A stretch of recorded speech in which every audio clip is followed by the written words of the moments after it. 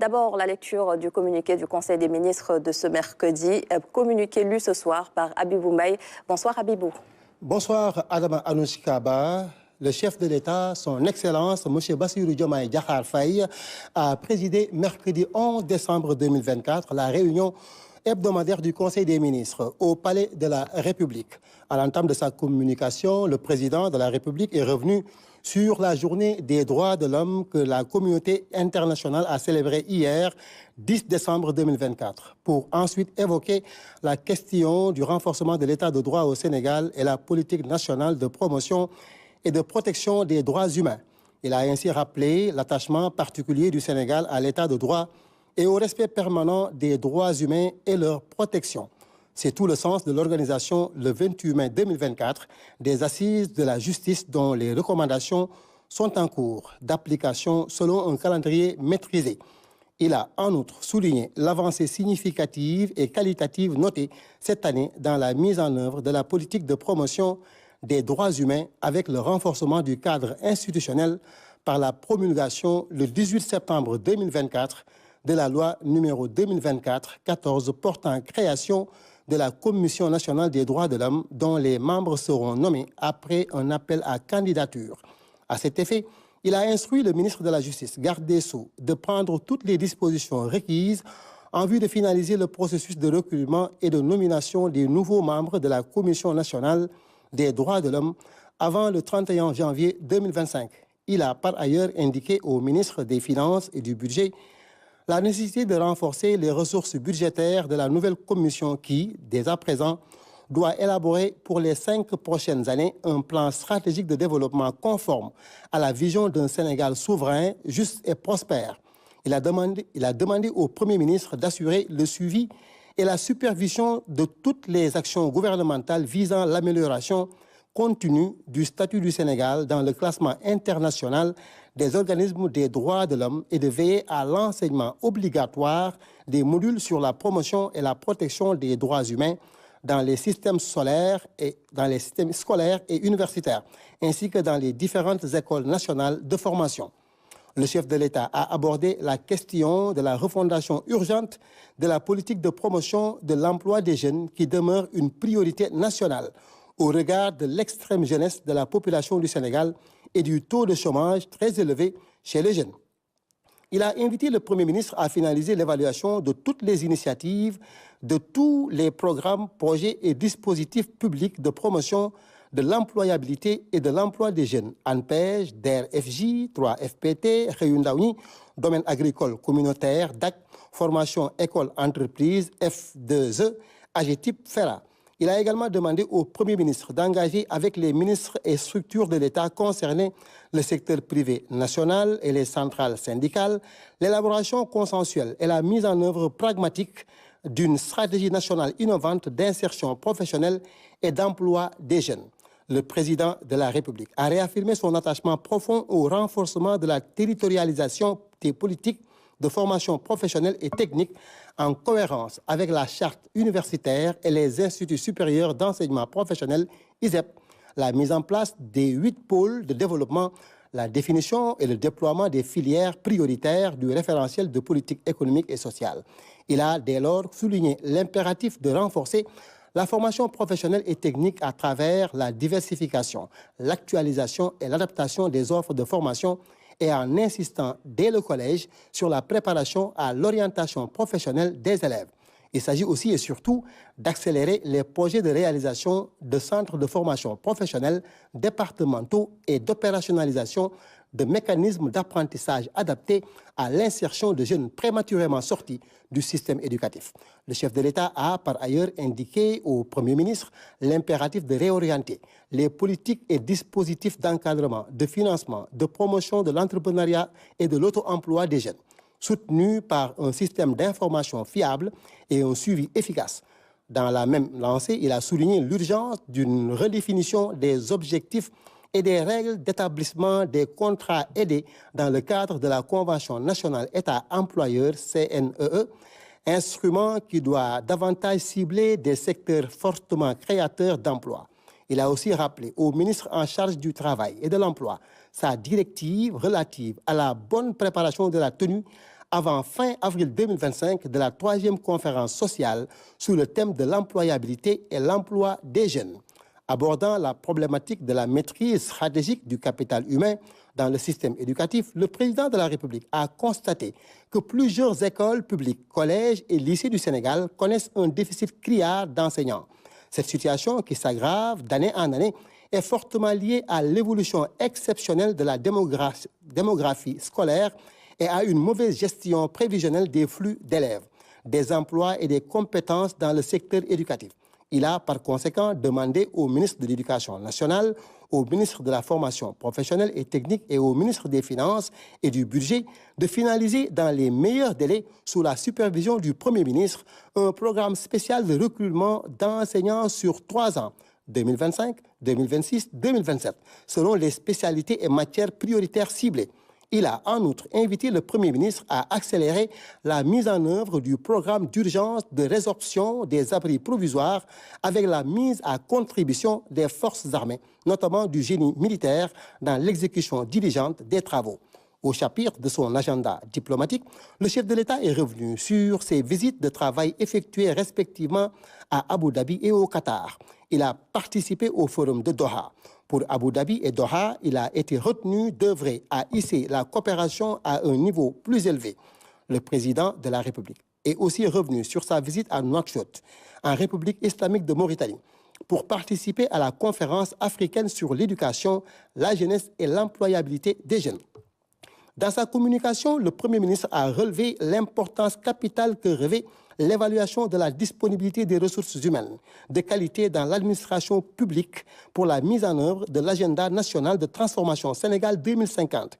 À cet égard, il a invité les ministres à allier le renforcement des capacités des agents à travers un cadre normé de plans de formation et l'identification des gaps de compétences pouvant être poursuivis par la mobilité au sein de la fonction publique.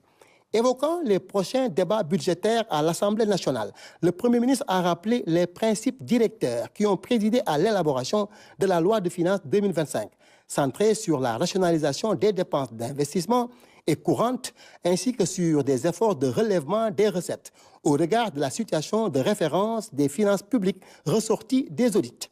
Il a demandé au ministre de s'approprier pleinement cette philosophie de la nouvelle gouvernance des finances publiques qui a nécessité des arbitrages sur les sollicitations budgétaires. Il a été retenu de n'inscrire dans le budget que les projets et programmes matures ayant un fort impact économique et social.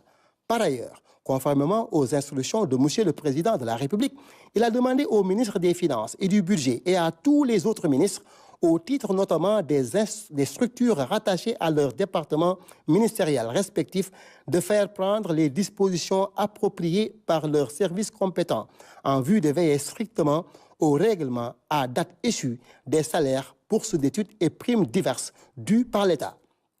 Enfin, M. le Premier ministre a évoqué, en application des directives présidentielles, la priorité à accorder en 2025 au démarrage du plan d'urgence de résorption du déficit en personnel enseignant, en affectant les économies budgétaires issues de la dissolution d'institutions et d'agences au renforcement du dit personnel par des recrutements dans ce cadre. La priorité devra être accordée au personnel contractuel en place.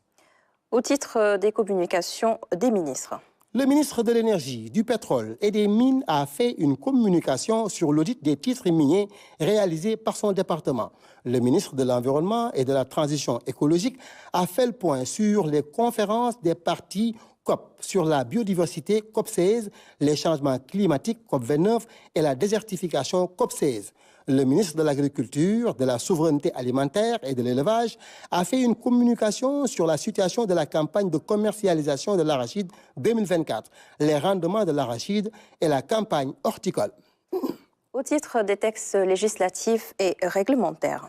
Le Conseil a examiné et adopté le projet de loi portant abrogation de la loi organique numéro 2012-28 du 28 décembre 2012 portant organisation et fonctionnement du Conseil économique, social et environnemental et la loi organique numéro 2016-24 du 14 juillet 2016 relatif à l'organisation et au fonctionnement du Haut Conseil des collectivités territoriales. Le projet de loi portant révision de la Constitution. Et au titre des mesures individuelles. Le président de la République a pris les décisions suivantes au titre du ministère de l'Intégration africaine et des Affaires étrangères. M. Mambaba Cissé, conseiller principal des Affaires étrangères de classe exceptionnelle, matricule de solde 516-903B, est nommé ambassadeur extraordinaire et plénipotentiaire du Sénégal auprès de Sa Majesté Philippe Ier, roi des Belges, en remplacement de M. Baye Mokhtar Diop, appelé à d'autres fonctions. Mme Fatou Isidora Maragnan, conseiller principal des Affaires étrangères de classe exceptionnelle, matricule de solde 602-565D, précédemment ambassadeur, secrétaire général du ministère des Affaires étrangères, est nommé ambassadeur, représentant personnel du chef de l'État pour la francophonie. M. Ibrahima Al-Khalil Sek, conseiller principal des Affaires étrangères, matricule de solde 604-448B, précédemment ambassadeur du Sénégal au Koweït, est nommé ambassadeur extraordinaire et plénipotentiaire du Sénégal auprès de Sa Majesté Philippe VI, roi d'Espagne, en remplacement de Mme Marianne Sy, appelée à d'autres fonctions. M. Koulisek, conseiller principal des Affaires étrangères, matricule de solde 604-134H, précédemment ambassadeur représentant permanent du Sénégal auprès de l'Office des Nations Unies à Genève, est nommé ambassadeur représentant permanent du Sénégal auprès de l'Organisation des Nations Unies à New York, en remplacement de M. Chernia, appelé à faire valoir ses droits à une pension de retraite. M. Aboubakar Sédir Bari, conseiller principal des Affaires étrangères, matricule de solde 604-133I, précédemment ambassadeur du Sénégal au Ghana, est nommé ambassadeur représentant permanent du Sénégal auprès de l'Office des Nations Unies à Genève, en remplacement de M. Koulisek, appelé à d'autres fonctions. M. Biram Mbagnik Diagne, conseiller principal des Affaires étrangères, matricule de solde 604-446D, précédemment ambassadeur du Sénégal en République islamique de Mauritanie, est nommé ambassadeur extraordinaire et plénipotentiaire de la République du Sénégal auprès de Sa Majesté Salman bin Abdelaziz Al Saoud, roi d'Arabie Saoudite, gardien des deux saintes mosquées, en remplacement de M. Mamadou Mahmoudou Sall, appelé à d'autres fonctions. M. Cheikh Tidiane Sall, matricule de solde 604-131K, précédemment ambassadeur du Sénégal en République fédérale d'Allemagne, est nommé ambassadeur extraordinaire et plénipotentiaire de la République du Sénégal auprès de son Altesse Cheikh Tamim bin Ahmad Al Tamim, émir du Qatar, en remplacement de M. Mohamed Abibou Diallo, appelé à d'autres fonctions. Mme Geneviève Faye Manel, conseiller principal des Affaires étrangères, matricule de solde 606-892K, est nommé ambassadeur extraordinaire et plénipotentiaire de la République du Sénégal auprès de son Excellence M. Cyril Ramaphosa, président de la République d'Afrique du Sud, en remplacement de Mme Safietou Ndiaye, appelée à d'autres fonctions.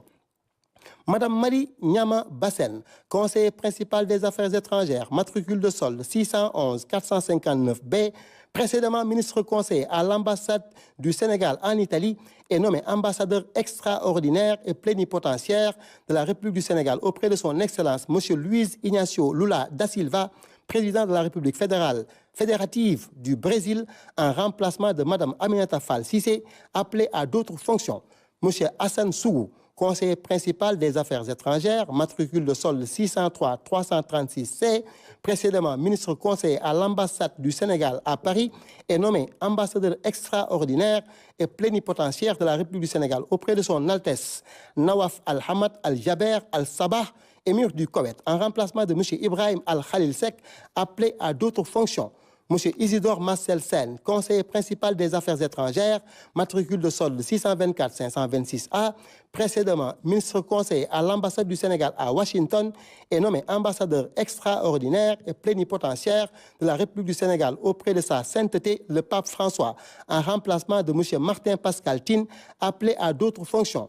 M. Moustapha Sorne Diop, conseiller principal des affaires étrangères, matricule de solde 616-223H, précédemment ambassadeur conseiller technique au ministère de l'intégration africaine et des affaires étrangères, est nommé ambassadeur extraordinaire et plénipotentiaire de la République du Sénégal auprès de son Excellence M.